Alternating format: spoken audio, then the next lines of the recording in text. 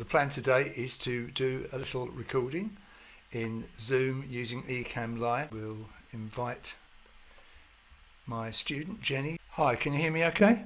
Yes, I can.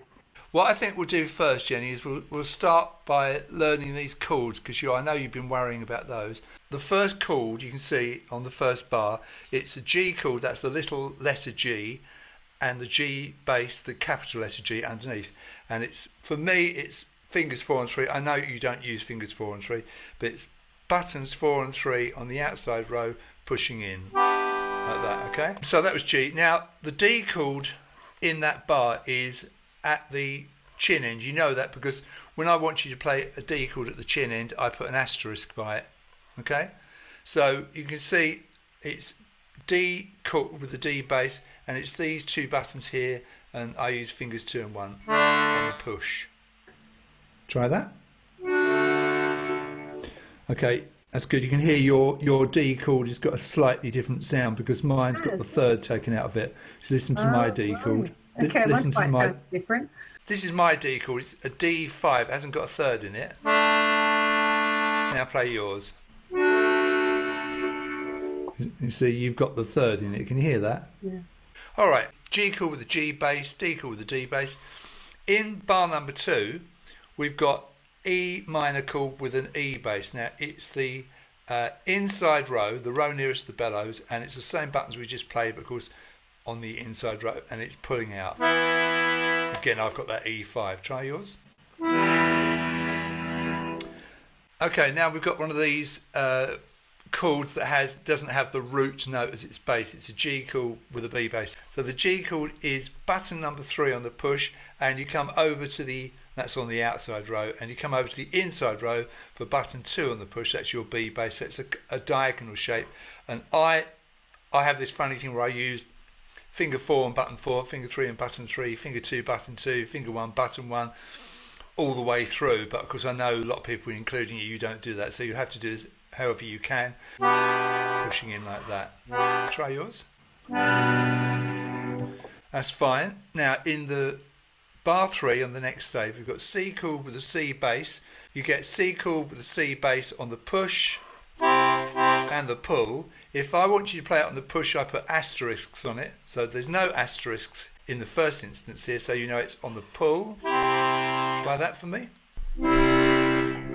The next pair of C basses have got asterisks, so it's the same button as before, but you push like that.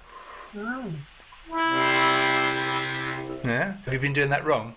Yes. Well, you wouldn't have got the D note in the right hand if you were doing that. I would think I was doing it with up here. That's not to worry, we'll get to that. And then in bar 3, in that same bar at the end, you've got D chord with the D bass at the knee end, no asterisks, same buttons as the G basses. Right. Just bring your lid down a tiny bit so I can see a bit more of your Melodeon.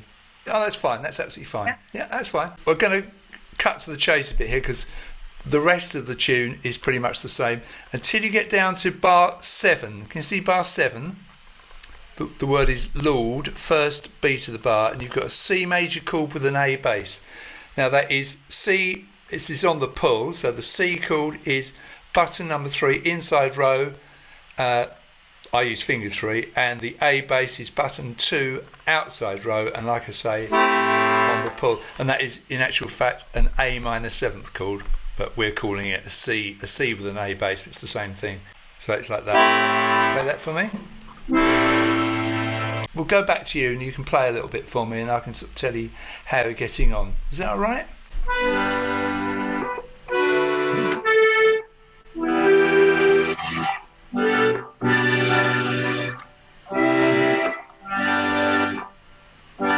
Push.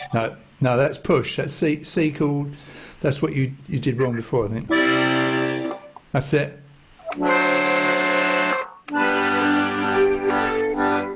Right. Good. Well done. That's fine. That's fine. Yeah.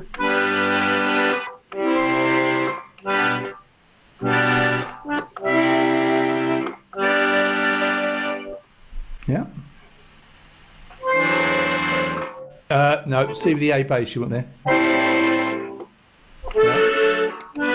No. Yeah.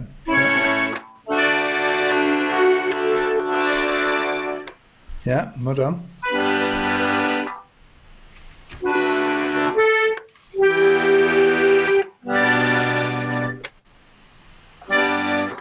C chord push.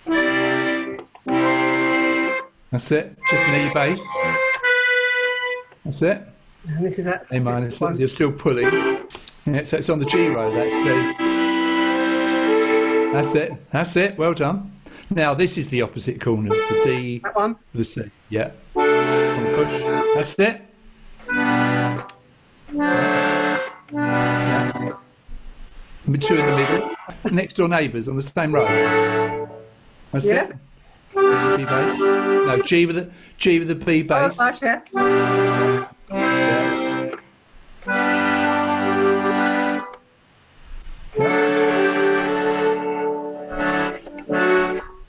Yeah. Bar 16's got more notes in it. G, D, G, A, B. Oh, sorry. No, That's all right. So, for you to progress with this, you're going to need to learn these chords. So, C chord with the C bass on bar 3, very important you get that right. In bar 7, bottom of page 1, C with the A bass, okay? It's the middle, it's the the diagonal shape in the middle. When you go to the second page, problems came with the D with the C bass on bar 13. That's the extreme two corners. Yeah, remember that one? Yeah.